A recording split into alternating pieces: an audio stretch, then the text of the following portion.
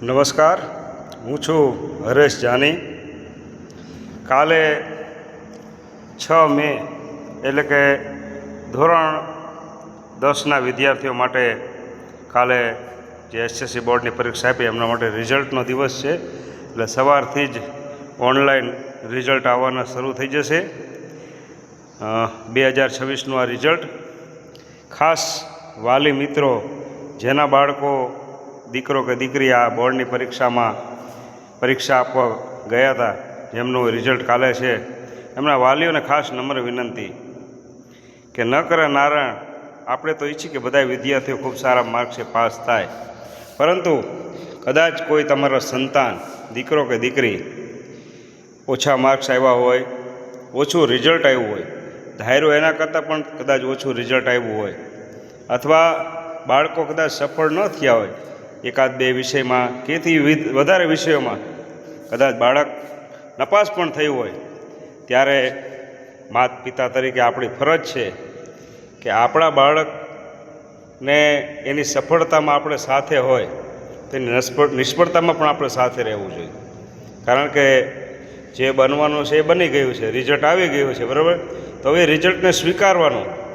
આપણે બાળકને તું ડૂબા જેવો છો, તને કંઈ ખબર પડતી નથી ને તને કીધું તું વાંચવા બે ને તે કંઈ ધ્યાન દીધું નહીં, ના ફલાણા ભાઈનો છોકરો જો આટલા ટકા લાવ્યો, આ લાવ્યો.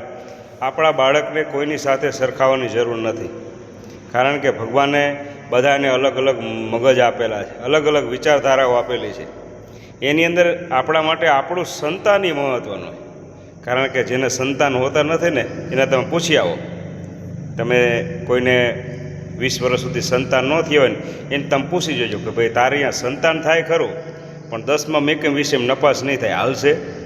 તો શું કહેશે કે હાવ અંગૂઠા છાપ રહેશે ને તો હાલશે, પણ મને સંતાન હોવું જોઈએ.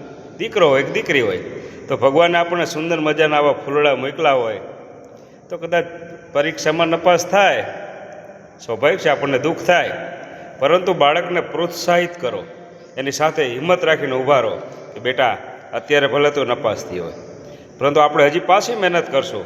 અને હવે નિર્ણય કરી બેટા કે આપણે ખૂબ મહેનત કરીને હવે પાસ થઈને બતાવવું છે, અમે તારી સાથે છીએ. જરાય મૂંઝાવવાની જરૂર નથી, કારણ કે આ જીવનની છેલ્લી પરીક્ષા નથી, હજી ઘણી જિંદગી પડી છે, બરાબર.